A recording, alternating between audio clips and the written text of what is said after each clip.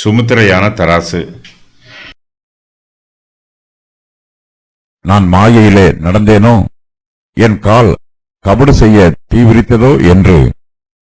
சுமுத்திரையான தராசிலே தேவன் என்னை நிறுத்து, என் உத்தமத்தை அறிவாராக. என் நடைகள் வழியை விட்டு விலகினதும், என் இருதயம் என் கண்களை பின்தொடர்ந்ததும், ஏதாகிலும் ஒரு மாசு என் கைகளில் ஒட்டிக்கொண்டதும் உண்டானால், அப்பொழுது நான் விதைத்ததை வேறொருவன் புசிப்பானாக. என் பயிர்கள் வேறற்று போக கடவது. யோபுவினிடத்தில் உலக சிநேகம் இல்லை. யோபு இந்த பிரபஞ்சத்தின் ஆசா பாசங்களுக்கு தன்னை விலக்கி காத்துக் கொள்கிறார். யோபு அநியாயமாக ஐசுவரியத்தை சேகரிக்கவில்லை. யோபு பாவமான வழிகளில் பணம் சேர்க்கவில்லை. யோபு தடை பண்ணப்பட்ட தொழிலையோ பாவம் சம்பந்தப்பட்ட வியாபாரத்தையோ செய்யவில்லை.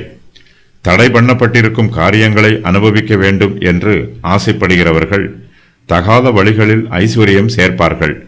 யோபுவுக்கு அப்படிப்பட்ட துர் ஆசை எதுவும் இல்லை. யோபு 31வது அதிகாரத்தில் தன் சிநேகிதருக்காக யோபு கூறிய கடைசி பிரதியுத்தரம் இடம்பெற்றிருக்கிறது. தன்னிடத்தில் குற்றம் எதுவும் இல்லை என்று யோபு நிரூபிக்க விரும்புகிறார். ஸ்திரீகளிடத்தில் தான் இச்சையோடு பழகவில்லை என்றும், மாயையாக நடந்து யாரையும் ஏமாற்றவில்லை என்றும் யோபு அறிவிக்கிறார். கர்த்தர் தன்னை ஒரு சுமுத்திரையான தராசிலே நிறுத்து பார்த்தால் தான் குற்றமற்ற உத்தமன் என்பது விளங்கும் என்று அறிவிக்கிறார். யோபு மாயையிலே நடக்கவில்லை. அவருடைய கால் கபடு செய்ய தீவிரிக்கவில்லை. அதிக லாபம் சம்பாதிக்க வேண்டும் என்பதற்காக யோபு ஒருபோதும் பொய் சொன்னதில்லை. அவர் எப்போதுமே உள்ளதை உள்ளது என்றும் இல்லாததை இல்லாதது என்றும் சொல்லுவது வழக்கம். லாபம் கொஞ்சமாய் கிடைத்தாலும் யோபு நேர்மையான வழிகளில் தொழில் செய்கிறார். நேர்மையாக வியாபாரம் பண்ணுகிறார். அவர் அநியாயத்தை விட்டு விலகி இருக்கிறார். தன்னுடைய பேச்சிலும் செய்கையிலும் அநீதி காணப்படக்கூடாது என்பதில் யோபு மிகவும் கவனமாய் இருக்கிறார். யோபுவின் நடைகள் நீதியின் வழியை விட்டு விலகவில்லை. யோபுவின் இருதயம் அவருடைய கண்களை பின்தொடரவில்லை. யோபுவின் கைகளில் எந்த ஒரு மாசும் ஒட்டிக்கொண்டு இருக்கவில்லை. யோபுவின் எல்லா காரியங்களும் நீதியாகவும் நியாயமாகவும் நேர்மையாகவும் நடைபெறுகிறது. யோபு எப்போதுமே நீதியின் பாதையில் நடக்கிறார். அவருடைய நடைகள் நீதியின் பாதையை விட்டு ஒருபோதும் வழிவிலகுவதில்லை. யோபு கண்ணியமற்று நடக்கவில்லை. யோபுவின் நடைகள் வழியை விட்டு விலகினதில்லை. அவர் இருதயம் அவர் கண்களை பின்தொடரவில்லை. ஏதாகிலும் ஒரு மாசு அவர் கைகளில் ஒட்டிக்கொண்டதில்லை. யோபு பிறரை ஒடுக்கி செல்வந்தனானதாக அவருடைய சிநேகிதர் யோபுவின் மீது குற்றம் கூறினார்கள். தன்னிடத்தில் ஏதாவது குற்றம் காணப்படுமானால் அதற்குரிய தண்டனையை அனுபவிக்க யோபு ஆயத்தமாக இருக்கிறார். யோபுவின் கண்கள் எப்போதாவது உலகத்தின் மீதும் பிறர் பொருட்கள் மீதும் ஆசைப்பட்டாலும் அவருடைய இருதயம் அவருடைய கண்களின் இச்சைகளுக்கு கீழ்ப்படியவில்லை.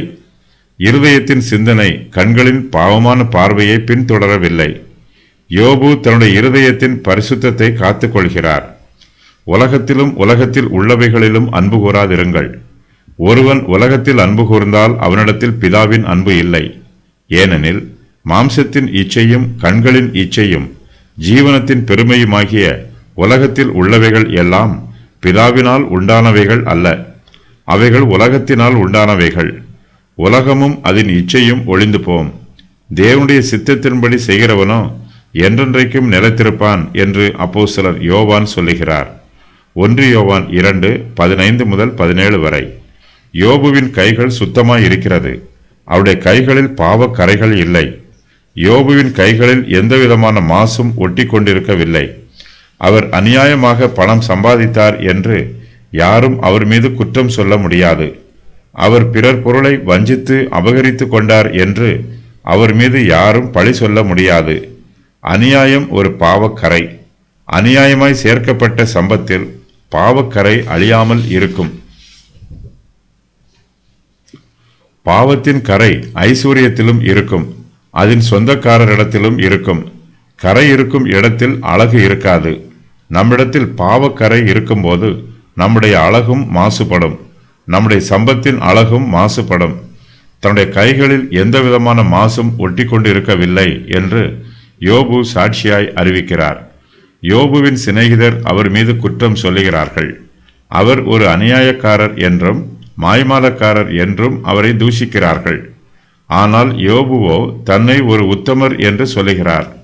தேவன் தன்னுடைய உத்தமத்தை அறிந்திருக்கிறார் என்றும் யோபு சாட்சியாய் அறிவிக்கிறார். சுமுத்திரையான தராசிலே தேவன் என்னை நிறுத்து, என் உத்தமத்தை அறிவாராக என்று யோபு தன்னுடைய உத்தமத்தை பற்றி தன்னுடைய சிநேகிதரிடத்தில் சொல்லுகிறார். யோபு மாயையில் நடக்கவில்லை. அவருடைய கால்கள் கபடு செய்ய தீவிரிக்கவில்லை. யோபுவின் நடைகள் நீதியான வழியை விட்டு விலகவில்லை. அவருடைய இருதயம் அவருடைய கண்களை பின்தொடரவும் இல்லை. யோபுவின் கைகளில் எந்த விதமான மாசும் ஒட்டி கொண்டிருக்கவும் இல்லை. இது தேவனுக்கு தெரியும். தேவன் யோபுவை சுமுத்திரையான தராசிலே நிறுத்து பார்க்கிறார். யோபுவின் உத்தமத்தை தேவன் அறிந்திருக்கிறார். தன்னிடத்தில் குற்றம் காணப்படும் என்றால் தனக்கு தண்டனை கிடைக்கும் என்று யோபு சொல்லுகிறார். நான் விதைத்ததை வேறொருவன் புசிப்பானாக, என் பயிர்கள் வேறற்று போக கடவது என்று யோபு தனக்கு வரும் தண்டனையை பற்றி சொல்லுகிறார். துன்மார்க்கனுக்கு வரும் தண்டனையை பற்றி எலிபாஸ் ஏற்கனவே சொல்லி இருக்கிறார். கோபம் நிர்மூடனை கொல்லும், பொறாமை புத்தி இல்லாதவனை அதமண்ணும். நிர்மூடன் ஒருவன் வேர் ஊன்றுகிறதை நான் கண்டு உடனே அவன் வாசஸ்தலத்தை சபித்தேன். அவன் பிள்ளைகள் ரட்சிப்புக்கு தூரமாகி தப்புவிப்பார் இல்லாமல் வாசலிலே நொறுக்கப்பட்டார்கள். பசித்தவன் அவன் விளைச்சலை முட்செடிகளுக்கு உள்ளும் இருந்து பறித்து தின்றான். பரிகாரன் அவன் ஆஸ்தியை விழுங்கினான். யோபுவின் சம்பத்து எல்லாமே அழிந்து போயிற்று. சபையரும் கல்தையரும் அவருடைய சம்பத்துக்களையெல்லாம் கொள்ளையடித்து கொண்டு போய் விட்டார்கள்.